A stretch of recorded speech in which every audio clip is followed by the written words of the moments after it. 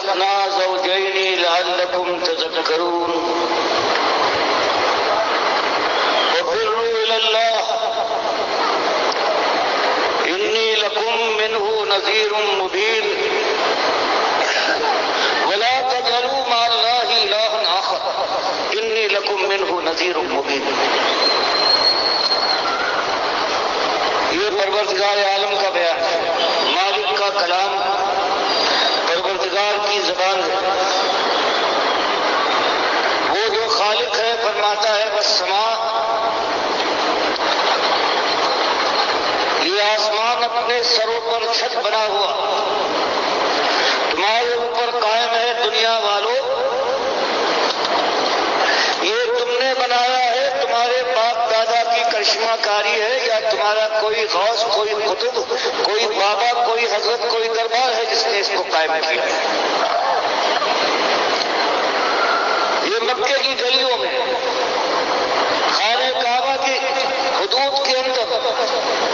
ذوالمجاز اور ذوالمجنہ کے بازاروں میں، عکاس کے میلے میں، مینا کی گھاٹی میں ایک ہی بات یاد دلاتا ہے اللہ کا آخری رسول صلی اللہ علیہ وسلم کہ لوگوں مسئلہ ایک ہے، اپنے مالک، اپنے آقا کا حق پہچانو، اس پر دسترازی نہ کرو، یہ ایک مسئلہ ہے. اور سنو، یہ آسمان اسی مالک کا بنایا ہوا ہے، یہ زمین اس نے بچھائی ہے، اور جو جوڑے پائے جاتے ہیں ہر چیز کے، وہ انسان ہو یا جانوروں میں سے یہاں تک کہ پھولوں تک میں یہ جوڑے بنے ہوئے ہیں، یہ اسی کی کار فرمائی اور کرشمہ کاری ہے. تو بتاؤ آپ کس کے دامن میں پناہ لوگے؟ کس کے سامنے سر جھکاؤ گے؟ کس سے فریاد کرو گے؟ کس سے مانگو گے؟ قسمت کی بگڑی تمہاری کون بنائے گا؟ تمہاری کالی گودوں کو کون برکت بنائے؟ کس کے پاس کچھ ہے کہ وہ تم کو دے اور داتا کہلائے؟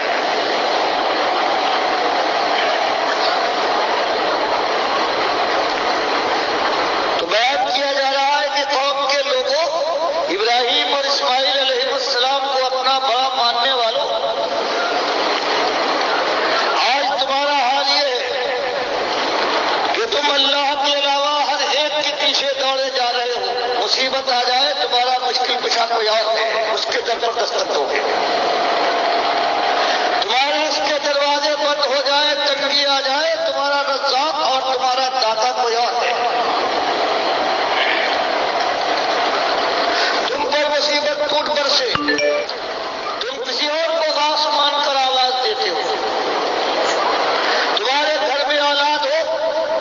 تو تم ود بابا کی داد و دہش گرداننے کے بعد ان کی نظر و نیاز کر کے ان کا چڑھاوا چڑھا کر تم ثابت کرتے ہو کہ ان کا دیا ہے اور ان کے شکر گزار ہم ہیں اور وہ داتا ہے،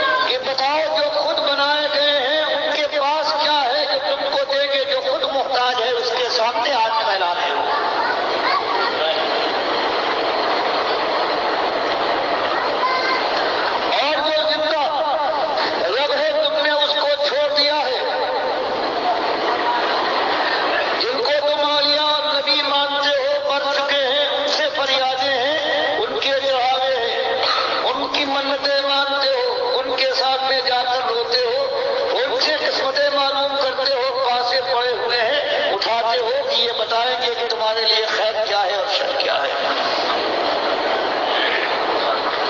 اور پھر قوم کے لوگوں تم کہتے ہو کہ ابراہیم علیہ السلام ہمارے بڑے تھے، وہ کیسے توحیدی اللہ کے لیے انہوں نے اپنی قوم سے جنگ کی، اپنے باپ سے لڑے، بادشاہ کے سامنے جمے رہے، باباؤں کو انہوں نے تحس نحس کیا، اور اس کے بعد آگ میں پھینکے گئے، ہجرت کی، اور اس کے بعد مالک نے اشارہ فرمایا اپنی اولاد کو جو مدت و دعا کے بعد تم کو پہلی ملی ہے، یہ جا کر ویرانے پر چھوڑاؤ جہاں آج خانہ کعبہ ہے، اور پھر جب بڑے ہوئے ان کے بیٹے تو ان کو ذبح کرو۔ میں ان سے نسبت جوڑتے ہو، وہ موحد تھے، وہ حنیف اور یکسو تھے، وہ ماں کانا بدل مشرکین، اور شرک کا شائبہ بھی ان کی زندگی کے ایمان کے دامن کے اوپر کبھی اثر انداز نہیں ہو پایا ہے۔ انہوں نے اللہ کی توحید کے لیے، اللہ کی بندگی کے لیے سب کچھ نشاور کر دیا، اور ان سے نسبت جوڑتے ہو۔ یہ اللہ کے نبی صاحب کی پکار تھی، اور آج جو پکار ہے دردمند دل کی، وہ یہی پکار ہے کہ ابھی 1500 سال، ابھی پورے 1500 سال پورے نہیں ہوئے، 1400 برس سے گزرے، ابھی 1500 سال میں بھی 100 سال باقی، اور پھر اس امت کا حال ہے۔ قرآن اس کے پاس موجود اصلی حالت میں، قرآن کی تفسیر بخاری کی شکل میں اصلی حالت میں موجود، تاریخ اسلامی میں صحابہ کرام کی جانثاری اور اللہ کے لیے اپنی جان کی قربانی کے سارے مناظر ہیں، وہ موجود، اور اس کے بعد وہی روش ہے۔ اب غوث کوئی تمہارا اور ہے، اب اولاد ہو تو وہ غوث بخش بن جائے گی، اور اس کی نظر و نیاز کر کے کہو گے کہ اس نے دیا ہے، اس کا شکریہ ادا کریں گے۔ اب اگر مشکل پڑ جائے تو مشکل کشا کوئی اور ہے، اور مالک فرمائے اللہ لا الہ الا هو الحی القیوم، کہ بھول جانے والوں، تمہاری گودوں کو بھرنے والا، تمہاری ماں کی پیٹ کے 3 اندھیروں میں تمہیں رزق پہنچانے والا، تمہاری ماں کے خون سے نکالا ہوا دودھ تمہاری گلے، تمہاری رگوں رگوں میں چپکا کر بہا دینے والا، وہ تمہارا ایک مالک ہے۔ وہ زندے جاوید ہے، ہمیشہ سے تھا، ہمیشہ رہے گا، اور تمہارا یہ عالم ہو گیا ہے کہ بزرگ مر گئے ہیں، یا تمہارے اپنے دل کے پسند کیے ہوئے جو تمہارے معبود ہیں، جو جات کے ہیں، تمہاری تاریخ بیان کرتی ہے۔ بعض حالتوں میں تو یہ ہے کہ جنہوں نے ان کو زمین کے اندر گاڑا ہے وہ اس کے گواہ ہیں، لیکن اب تم مالک سے مایوس ہونے کے بعد، جو ہر جگہ سے ہر چیز کا جاننے والا ہے، اب ان کو آواز دیتے ہو اٹھتے بیٹھتے یا رسول مدد، یا یہ مشکل کشا۔ بتائیے یہ ستم ظریفی ہے، یہ نہیں، یہ قیامت نہیں ہے، کہ وہی امت جس کی تاریخ میں پہلی سانس اس نے لی ہے ایمان کے ساتھ ساتھ، اور پھر 30 سال پورے نہیں گزرے تھے کہ مشرق اور مغرب کی سربراہی اور کامرانی کا تاج اللہ نے اسی ایمان کے اوپر ان کو پہنایا تھا،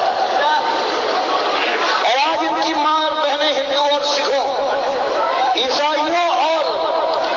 یہودیوں کے بستروں پر بکھری پڑی ہے۔ یہ آواز ہے ڈاکٹر مسعود الدین عثمانی رحمۃ اللہ علیہ کی، جو قوم کو ایمان خالص کی بنیاد پر اٹھا رہے ہیں، اور ان کو بتا رہے ہیں کہ دیکھو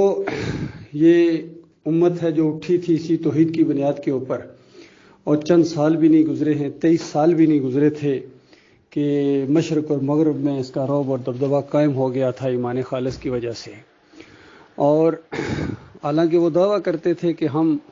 ابراہیم علیہ السلام کی اولاد ہیں، ان کو بتایا گیا تمہارا کوئی تعلق ابراہیم علیہ السلام کے ساتھ نہیں ہے، تمہاری کیا نسبت ابراہیم علیہ السلام کے ساتھ؟ وہ مخلص مومن تھے اور ہر جگہ آیا وہ ما کان من المشرکین،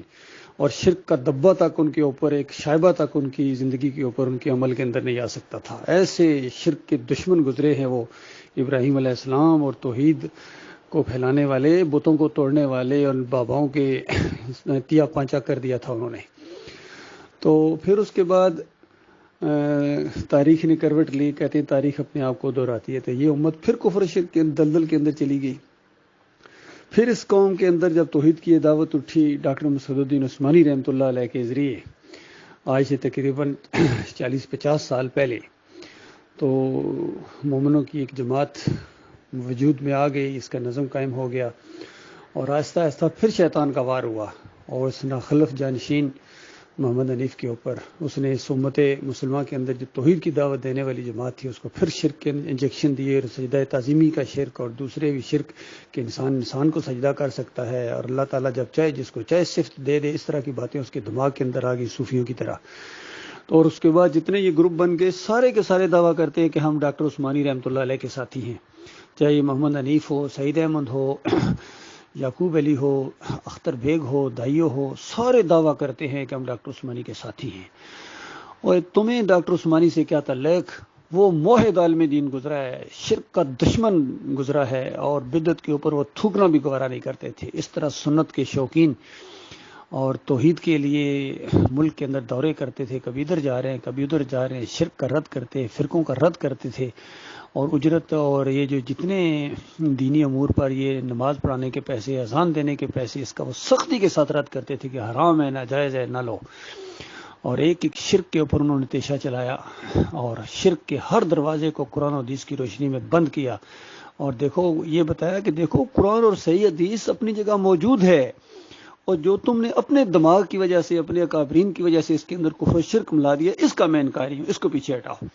اور جس نے بھی دین کے اندر یہ بگاڑ پیدا کیا، یہ طاغوت ہیں، تو ان کا کفر کرو، ان سے جان چھڑاؤ، ان کے ساتھ اب تمہارا کوئی تعلق نہیں ہونا چاہیے۔ اب یہ رحمت اللہ علیہ نہیں رہے ہیں، جب شرک ان کا ثابت ہو گیا، اب یہ بزرگ نہیں رہے ہیں۔ تو اس انداز سے معاملہ ہے۔ اب ضرورت اسی بات کی ہے کہ اسی دعوت کو آگے پھیلایا جائے، اس کے اندر ذرا باقی باتیں سب بعد میں آئیں گی، پہلے یہ معاملہ ہے، پہلی سنت انبیاء کی اور آخری نبی محمد صلی اللہ علیہ وسلم کی سنت کہ اس توحید کو مانتا کون ہے۔ آج قوم شرک کی دلدل کے اندر ہر طرف یہ بت پرستی ہو رہی ہے، یہ مسلمانوں کے اندر یہ جو مزار پرستی ہے، گنبد پرستی ہے، عرس اور میلے ہیں، چھترے ہیں، چڑھاوے ہیں، بکرے یہاں چڑھائے جاتے ہیں، دیگیں پکائی جاتی ہیں، اور مجاور ہیں، یہ خالص بت پرستی ہے، یاد رکھنا۔ پھر جمہوریت کا یہ نظام مشرکانہ نظام ہے۔ اللہ کے بندوں پلٹو اپنے دین کی طرف، تمہیں کیوں شرم دامن گیر ہوتی ہے؟ ایمان خالص کو قبول کرتے ہوئے، اور نبی علیہ السلام اور صحابہ کرام کا طریقہ تمہیں پسند نہیں ہے؟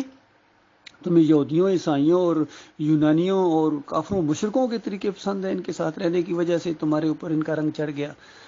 اللہ کے بندو، اللہ کا رنگ اختیار کرو، اللہ کا رنگ اختیار کرو، اور اللہ سے بڑھ کر کس کا رنگ ہے؟ ایمان خالص کی طرف آؤ۔ اس اندھیرے میں صرف ایک شمع روشن ہے، ایک یہ ڈاکٹر مسعود الدین عثمانی رحمۃ اللہ علیہ کی دعوت توحید، رد شرک، اور اس بنیاد کے اوپر ساری انسانیت گٹھی ہو سکتی ہے، یقین کیجیے۔ باقی کوئی طریقہ نہیں ہے، کوئی تبدیلی نہیں آ سکتی جب تک ایمان کی بات کھل کے سامنے نہیں آئے گی، کھل کے جو مردوں کے اندر، ان جیلوں کے اندر، جب تک یہ ہمت نہیں پیدا ہوگی کہ اللہ کے دین کے لیے وہ قربانیاں دیں، اللہ کے دین کو پیش کریں، اور اس راستے میں ہر مشکل، ہر مصیبت کا خندہ پیشانی کے ساتھ مقابلہ کریں۔ اللہ کے بندو دیکھو، یہ تو دنیا کی خاطر اتنی مصیبتیں اٹھا رہے ہیں، اتنی پارٹیاں، اتنے جلسے ہوتے ہیں، دھوپ میں کھڑے رہتے ہیں اپنے اس مشرک لیڈر کی زندہ باد نعرے لگانے کے لیے۔ کوئی ان کو روٹی کپڑے اور مکان کا چانسے دیتا ہے، کوئی ان کو مدینہ ریاست کا فراڈ کا نعرہ لگواتا ہے، کوئی کہتا ہے میں دوبارہ اصلی آزادی دلوا دوں گا۔ لا الہ الا اللہ کا مطلب یہ ہے کہ اللہ کے علاوہ کوئی خدا نہیں۔ بتاؤ کون خدا مانتا ہے؟ کہو اللہ کے علاوہ کوئی داتا نہیں، کوئی دستگیر نہیں، کوئی مشکل کشا نہیں، کوئی رکوع اور سجدے کے لائق نہیں، یہ کہو، پھر پتہ چلے گا۔ پھر آپ کے دائیں بائیں جو بیٹھے ہوئے گدی نشین ہیں، وہی آپ کو کرسیاں اٹھا کے ماریں گے۔ تو اللہ کے بندوں نے فریبکاروں کے پیچھے مت چلو، یہ تمہاری دنیا اور آخرت دونوں کو برباد کر رہے ہیں۔ اپنی دنیا کی، ان کی دنیا بنی ہوئی ہے، وہ جو کہتے ہیں نا یہ سب تمہارا کرم ہے آقا کی بات اب تک بنی ہوئی ہے، یہ مولوی لوگوں کی بھی بات بنی ہوئی ہے، پیروں کی بات بنی ہوئی ہے، اور سیاسی لوگوں کی بات بنی ہوئی ہے، یہ کھیل رہے ہیں۔ باقی بات تو بگڑی ہوئی ہے، امت کی بگڑی ہوئی ہے، جن کو ہر طرف سے مار پڑتی ہے۔ اللہ تعالیٰ غور و فکر کرنے کی توفیق عطا فرمائے، ایمان خالص کی بات دل کے اندر اتار دے مالک۔